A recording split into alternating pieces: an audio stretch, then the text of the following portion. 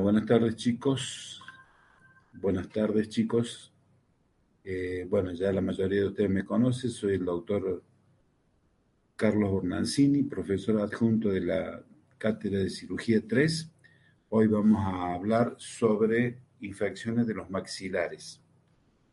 Esto de infecciones de los maxilares es muy importante que ustedes tengan en cuenta porque es una patología que se da en distintas situaciones de acuerdo a lo que vamos a mostrar y vamos a ir viendo a medida que se desarrolla la clase. Ahora, si me disculpan un segundito, vamos a compartir la pantalla para poder y comenzar con la clase y que ustedes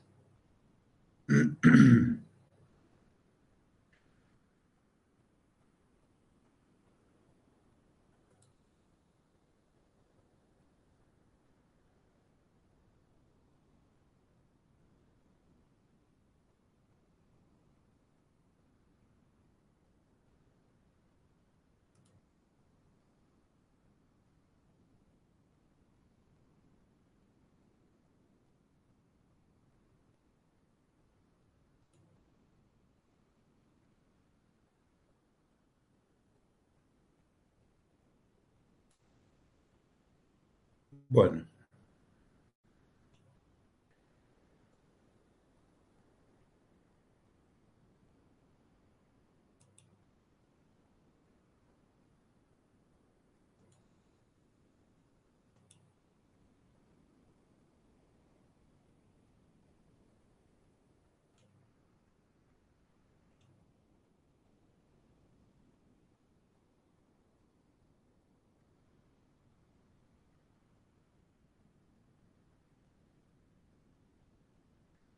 bueno, allí tenemos lo que corresponde a infecciones de los maxilares.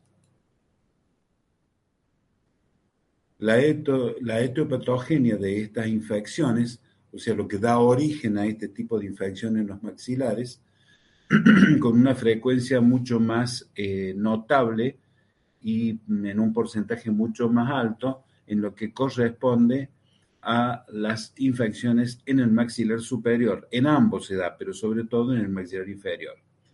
Pueden ser por causas pulpares, pueden ser por causas periodontales, pueden ser por causas traumáticas, pueden ser por causas infecciosas por vía retrógrada, pueden ser por causas iatrogénicas,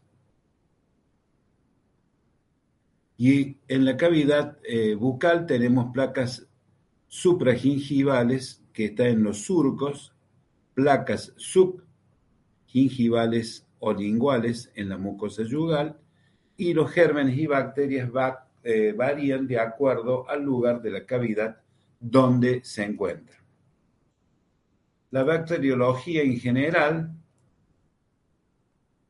hay superficies mucosas de ambiente aerobio estricto, hay superficies de espacios más profundos que son microaerófilos, que necesitan del oxígeno, pero a cantidades menores, y los anaerobios facultativos, que no precisan oxígeno, aunque pueden aprovecharse si este sistema está presente. Vamos a ir pasando,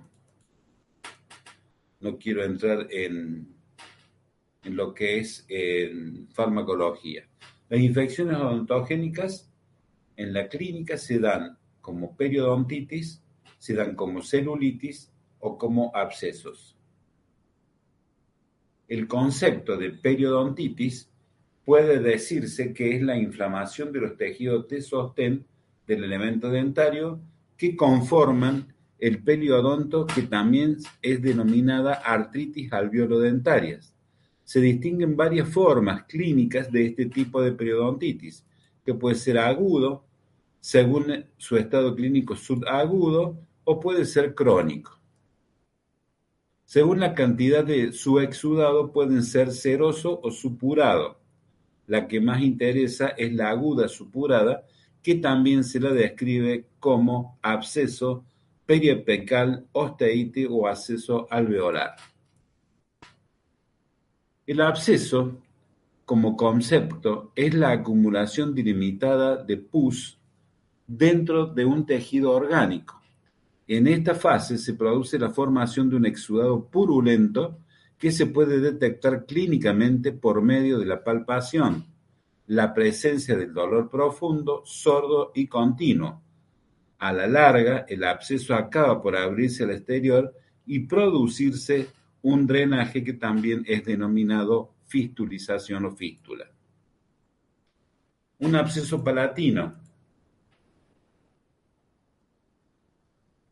Acá vemos un absceso palatino en el maxilar superior, producido por un incisivo lateral. Si ustedes recuerdan que anatómicamente el incisivo lateral es el que tiene su raíz desplazada hacia paladar.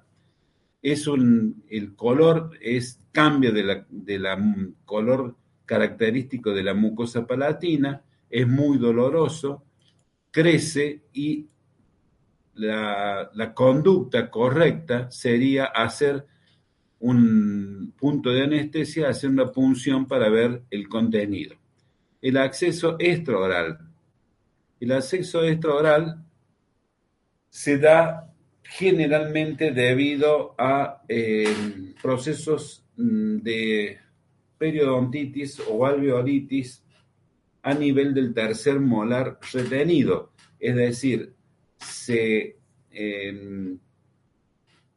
hace una pequeña aparición de una cúspide de la corona del raíz del tercer molar y queda el resto incluido, pero queda en contacto con la cavidad bucal, donde sabemos que hay gran cantidad de bacterias que son normalmente benignas, pero al tener la oportunidad de un lugar donde puede crear la infección, se producen estos abscesos.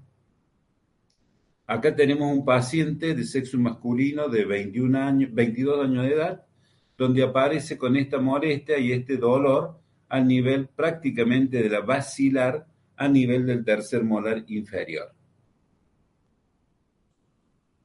Este chico es medicado con antibióticos, con antiinflamatorios, que generalmente nosotros podemos poner un dúo de cadrón, que es un corticoide de larga acción que dura 14 días, y colocar y dar por boca, que puede ser un antibiótico. Lo vimos a la semana y el chico estaba con esta formación de las mismas características. Entonces se nos ocurrió pensar que podría ser no un absceso, porque estaba con los límites iguales, no había sufrido ninguna disminución en cuanto a su tamaño, y el paciente decía que sentía la misma sintomatología. Se decidió pedir un HIV, se hizo el análisis, fue negativo, y cuando nosotros le preguntamos al chico, bueno, por razones económicas, él no había hecho nada de la medicación que le habíamos indicado, por eso también a veces, aunque sea un poco incómodo, es conveniente hacerle traer la medicación, sobre todo el corticoide y los antibióticos, a la consulta y colocárselo en la consulta. Para que así nosotros comprobemos que el paciente realmente se lo ha colocado.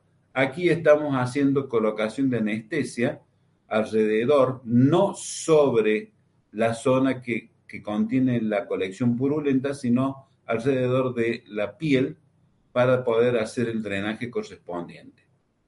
El drenaje correspondiente siempre se hace una incisión con bisturí en la parte más de declive, para que así pueda drenar esa colección purulenta. Ustedes ven que no está totalmente maduro, pero recordemos que el paciente no hizo nada de la medicación que nosotros habíamos incluido, y a veces tarda en madurar. No obstante, ahí tenemos la salida de sangre, y acá hacemos una disección colocando la tijera cerrada y abriéndola en su interior para que pueda drenar mejor, romper ese absceso, y que aquí ya se empieza a observar la salida purulenta, que no es mucho porque no está maduro, porque no ha sido medicado y porque no tiene el tiempo correspondiente de maduración. Es importante que una vez que nosotros drenamos, esto es una bandejita que colocamos para recolectar todo lo que drenamos.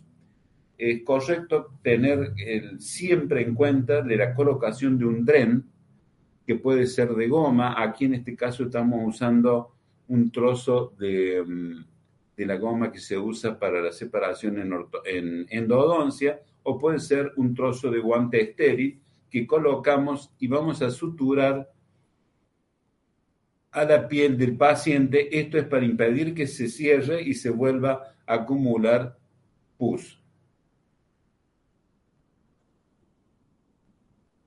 Acá tenemos otro absceso en el cual lo traje porque realmente es lindo que ustedes lo observen, la importancia que tiene de colocar un dren. Este se drenó en la parte media, se lo medicó, el paciente dejó de tomar la medicación, no hubo un dren y se volvió a formar. Por lo cual estamos colocando la anestesia alrededor en forma circunferencial. Fíjense en cómo se va colocando con varios pinchazos. Una vez que hemos colocado todo alrededor, en la parte, recuerden siempre, en la parte más inferior se hace la incisión con bisturí y se produce el drenaje. También colocamos la tijera, que recuerden, hacemos como una divulsión roma, la colocamos cerrada y la abrimos en el interior de los tejidos para permitir que drene el pus. Aquí ya se ha colocado un trozo de guante y se va a suturar a la piel del paciente y se coloca un apósito de gasa y se lo va controlando con la medicación correspondiente. Fíjense, a veces uno no tiene, no fija la idea de que alguien pueda tener un absceso de estas características del tiempo, porque a veces se van formando abscesos. Fíjense, a través del tercer modelo, miren el tamaño que tiene y cómo se va descamando la piel y no ha hecho drenaje. Al ser tan grande, nosotros colocamos sobre la piel, en la parte media, que no es lo habitual. Fíjense que ahí ya se ha hecho la isquemia producida por el vasoconstrictor de la anestesia y se va a hacer el drenaje con el mismo sistema y fíjense en la cantidad de pus, de contenido purulento que retiramos de esa incisión. Se coloca un trozo de goma que puede ser o puede ser de las bandas que se usan en endodoncia, o puede ser un trozo de guante. Se sutura la piel, se coloca un apósito y se lo va controlando cada día por medio. Acá tenemos otro absceso importantísimo que drena, pero sigue siendo afectado, es decir, drena, pero no se disminuye en cuanto a tamaño. Y ahí no hubo intervención de ningún profesional. Y fíjense en dónde está drenando, en la parte media, y fíjense en cómo hay como una serosidad colocada en el pie. Este es un señor de 79 años de edad, donde nosotros vamos a realizar la anestesia correspondiente y el drenaje. No bien hicimos la punción, porque nos llamaba la atención, no conseguimos una colección purulenta importante. Lo que sí notamos salir como granitos de azúcar, como granos de azufre, y esto resultó ser una actinomicosis. Este señor trabajaba en el campo y es bastante frecuente cuando se está entre animales hacerse que se pueda producir una actinomicosis. La fístula. La fístula, fíjense aquí en una radiografía periapical, se observa un resto radicular, un proceso periapical y el ensanchamiento de de los elementos vecinos, pero hay algo que quiero que siempre se deben fijar y no irse únicamente el diente que está con caries o prácticamente destruido. Fíjense en el recorrido, en el hueso, de lo que corresponde a una fístula. Tenía una fístula intrabucal, acá es una placa oclusal y otra extrabucal.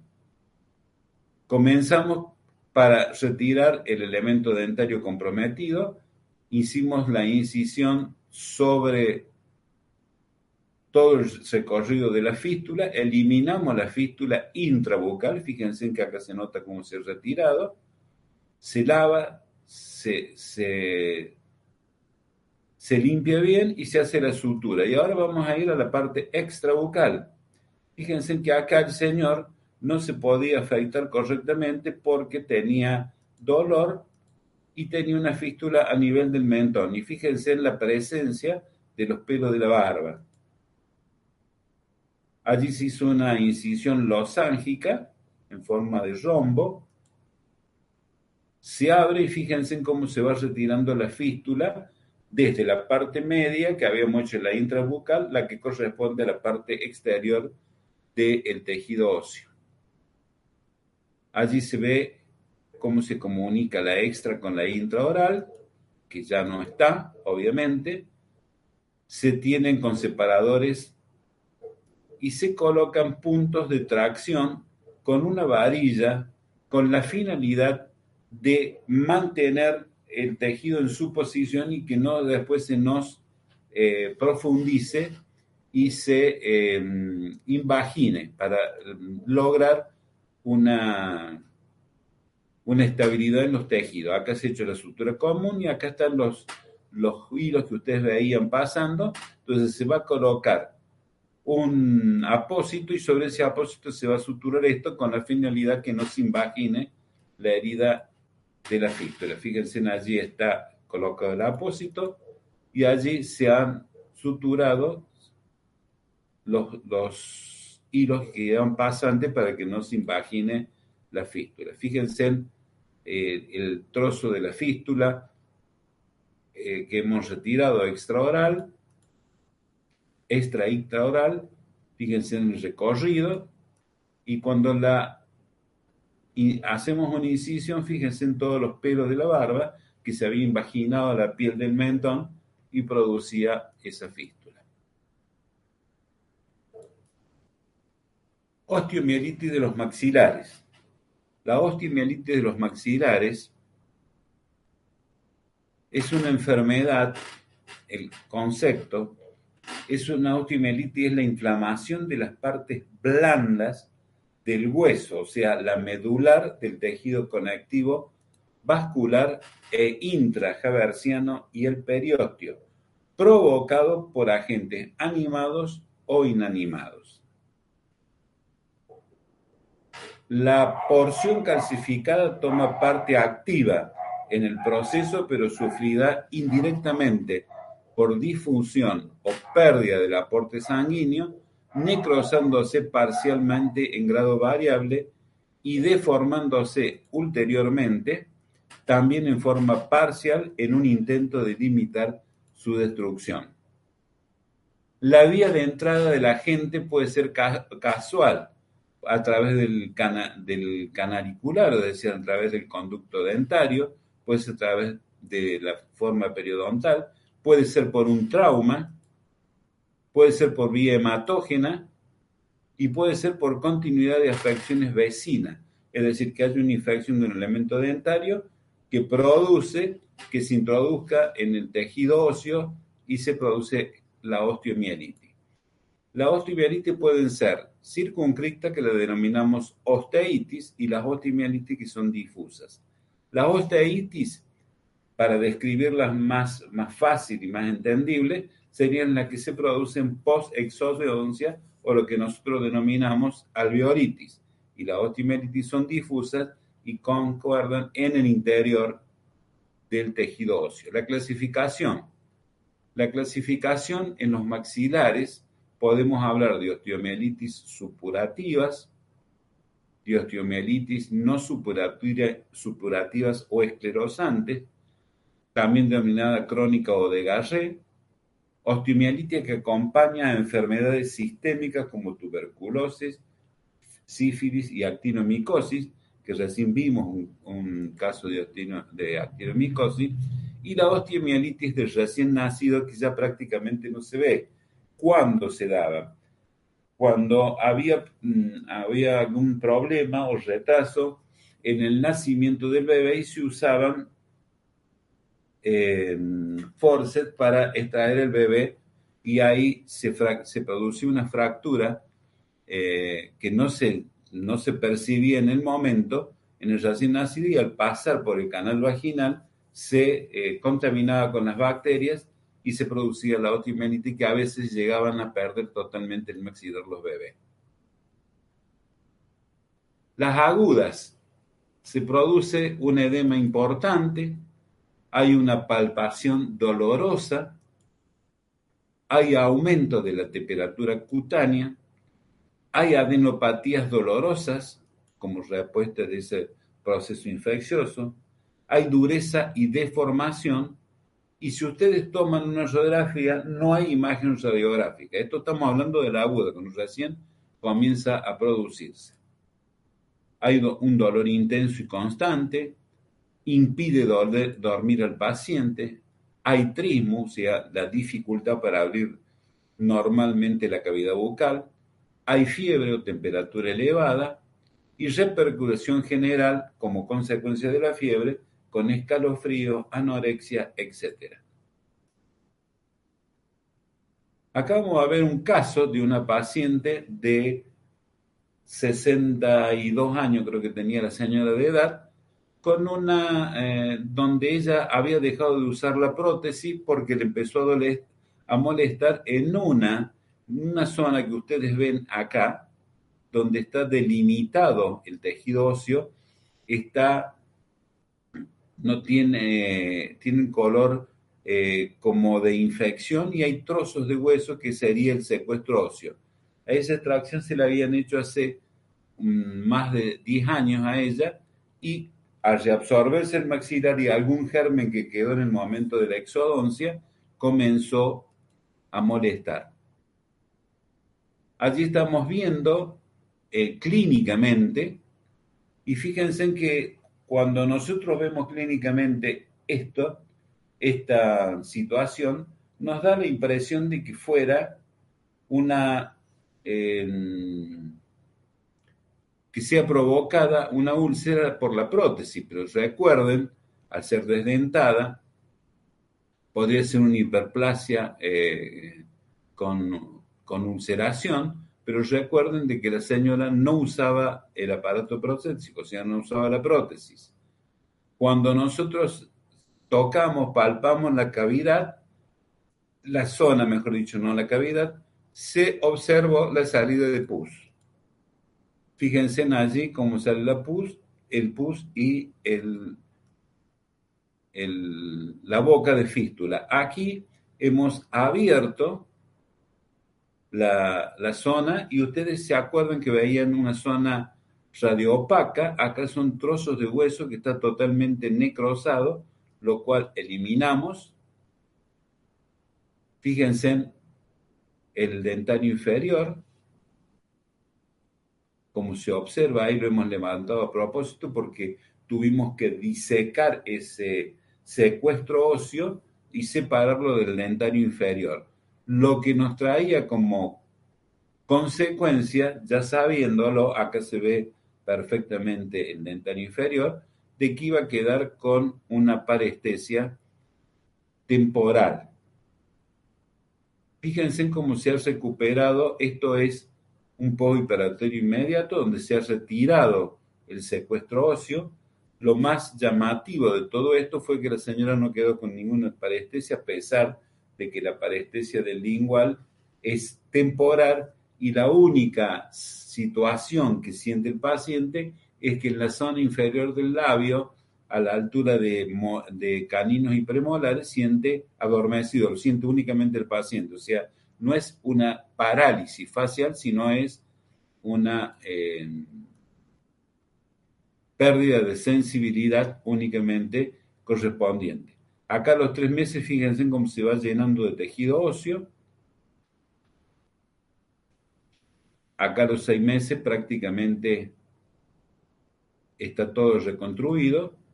Y acá lo podemos ver al año, donde está totalmente normal y ha vuelto la señora a usar la prótesis correspondiente. La osteitis de los maxilares, los gérmenes más frecuentes que se encuentran en ellos son los Staphylococcus aureus, los Staphylococcus album, los Streptococcus piógenos y la Escherichia coli. Eso es importante tener en cuenta y saber cuáles son los gérmenes, las bacterias que hay, para de acuerdo a eso utilizar la medicación, que puede ser la de elección y la penicilina inyectable, 2.400.000 unidades internacionales, que puede ser el Pendivel, que dura alrededor de 7 a 10 días. La eritromicina, que es de preferencia, la lincomicina, todo esto, cuando se trata de una osteomielitis, tenemos ese diagnóstico, es conveniente que sea inyectable. Las cefalosporinas, en caso de que haya alguna alergia del paciente, y los corticoides, que siempre es la dexametasona, para que tenemos una sola dosis. Por ejemplo, tenemos un inyectable que únicamente con una dosis es suficiente porque dura durante 15 días.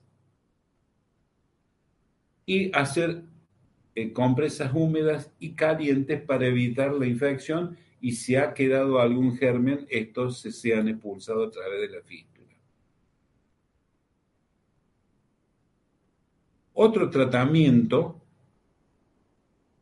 muy frecuente, el único inconveniente que tiene en este momento la cámara de oxigenación de hiperbárico, es el tema de los costos. Antes de la pandemia, yo tenía una señora que por tomar androgenato, sea para los huesos, había hecho una fístula, una señora de 81 años, había hecho una osteomielitis en el maxilar que le ocupaba casi una cuarta parte del maxilar inferior. Entonces hablo con los hijos para que le hicieran la cámara de oxígeno hiperbárico, que se hacen a 2 presiones de oxígeno durante 60 sesiones. Y les cuento que la sesión salía hace 2 años alrededor de 3 a 4.000 pesos por sesión, cosa que es imposible. Esta señora tuvo la suerte de conseguir a través del PAMI y se lo pudo hacer, y tuvo una recuperación bastante importante. Obviamente que saqué secuestros óseos, hice curetaje y después mandamos al oxígeno hiperbárico porque ya no me podía ir más, no podía realizar más curetaje del maxilar, con la probabilidad alta de poder fracturar el maxilar, primero porque el maxilar está disminuido, por la edad del paciente, etc. Haciendo unas 120 horas totales, se hace de lunes a viernes a razón de 2 horas diarias. Antes estaba una sola cámara de oxígeno hiperbárico que estaba en el Hospital Italiano de Córdoba, ahora hay en varios lugares. La cámara de oxígeno hiperbárico aumenta la tensión del oxígeno alveolar, lo que hace que estimule la circulación sanguínea, facilita la proliferación de fibroblastos y facilita la formación de neocapilares, o sea, la formación de nuevos vasos sanguíneos que van a irrigar el maxilar para que lo reconstruyan y vuelva a tener un hueso con características normales. Y obviamente todo esto facilita la osteogénesis.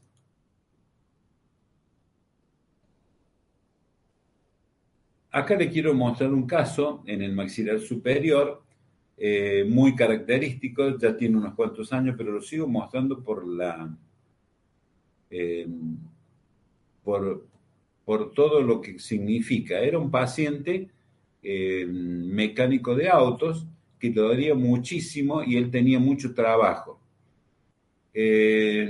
¿Cuál fue la solución de él? Alguien le dijo, mira, hacete un buche con el líquido de la batería de auto. Y así lo hizo, con el líquido de la batería de auto, que es ácido puro, y se hizo esta lesión que prácticamente anuló la inervación y afectó todo el hueso maxilar, toda la zona del hueso maxilar superior. Fíjense, como se nota, se hicieron las extracciones de los elementos dentarios, de los restos radiculares. Esto es una gasa iodoformada que se colocó en una pequeña fisura que había. Eh, Esto es otro caso también de una señora que se hizo, ella tenía mucho vello en la zona del mentón y se hizo con, bueno, se me fue ahora. Ya le voy, en vez de hacer con radiaciones, se hizo con radiaciones, perdón, y fíjense en cómo, obviamente, las radiaciones produjo la mortalidad del hueso y como resultado esto, que ustedes ven que prácticamente involucraba todo el maxilar. Este es el maxilar afectado y acá hemos puesto un espejo para que ustedes observen las características del hueso con secuestro óseo. Esto era lo que obtuvimos prácticamente toda la zona del mentón, con curetaje, lavados y antibióticos, logramos salvarle el maxilar al paciente. Miren que sale con trozos de tejido blando. Miren este elemento dentario que salió prácticamente, lo tocaba y uno se extraía. Fíjense que se fue colocando gasa iodoformada y afortunadamente fue cicatrizando. No en todos los casos pasa esto. Fíjense cómo quedó el maxilar, muy disminuido en cuanto a su altura y tamaño, pero salvo el maxilar, que es importante. La osteitis alveolar. La osteitis alveolar también, que la conocemos mucho y estamos predispuestos a tenerla nosotros cuando hacemos las extracciones simples, es es un concepto que en el estado del cual es la alveolitis, que se produce post-extracción, es un estado en el cual se pierde el coágulo del alveolo. Al principio el coágulo adquiere color gris sucio y después se desintegra hasta que queda una cavidad ósea amarillenta, grisácea, sin tejido de granulación. Hay mucha fetidez, el hueso está desnudo, con mucha hipersensibilidad. A veces cuando el paciente viene con mucho dolor, que prácticamente no puede eh, casi ni abrir la boca, lo más característico antes de ver el lugar donde el paciente relata que le duele y se le hizo la extracción es el olor característico, el aliento que tiene el paciente apenas abre la boca. La etiología puede ser una infección preexistente, puede ser un traumatismo del hueso durante la exodoncia, es decir, una exodoncia complicada. El sangrado disminuido por acción de la vasoconstricción de la anestesia, que también ocurre, a veces el paciente se queja que le duele y uno coloca más anestesia y el vasoconstrictor va disminuyendo la distribución y la alimentación de ese hueso. Y la presencia de hueso denso en el maxilar inferior. Y otra de las características muy importantes es cuando uno al paciente le dice cuídese, no haga, no haga buches, lo primero que hacen es enjuagarse la boca, succionan la herida, no fume y fuman, infección producida por la cavidad después de haber realizado la exodoncia, por enjuagarse la boca, lo cual expulsa el coágulo. El cigarrillo hace una succión negativa. Las estadísticas realizadas en la Cátedra de Cirugía 1 de la Facultad de Odontología en el año 2000 sobre 3.000 pacientes, es muy lindo hacer estos estadísticas, porque nosotros en el término de 2 meses, al hacer unos 10 extracciones por paciente, por alumno, tenemos muchísimos pacientes y en 3.000 pacientes hubo 38 casos de alveolitis.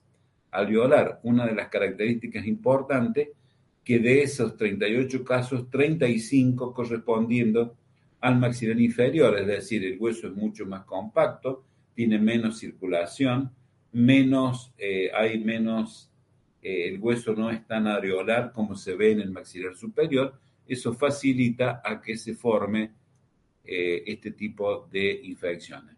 El tratamiento puede ser un tratamiento que se hace por vía general a través del antibiótico y localmente.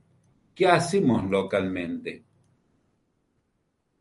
Bueno, en los tratamientos locales hay muchos tratamientos. Uno de ellos es colocar gasa deformada, es decir, eliminar. Lo que sí tienen que tener en cuenta que no se debe hacer curetaje del alveolo. Eso podría llevar a la formación de una osteomielitis de los maxilares al desparramar en el contexto del tejido óseo, sobre todo en el maxilar inferior. Se lava profundamente, se puede curetear, pero curetear eliminando el tejido blando, no raspando las paredes. Se puede colocar pastas. Una pasta muy importante es la que se forma con anestesia en pasta de la silocaína, por nombrar alguna, y colocarle iodoformo, hacer una pasta y colocarlo en el alveolo. Esto es bárbaro porque disminuye el dolor y ayuda a la cicatrización. El problema que tenemos es que tanto la gasa como esta pasta, con la comida, con el lavado de la cavidad bucal y de los elementos dentarios, se pierde.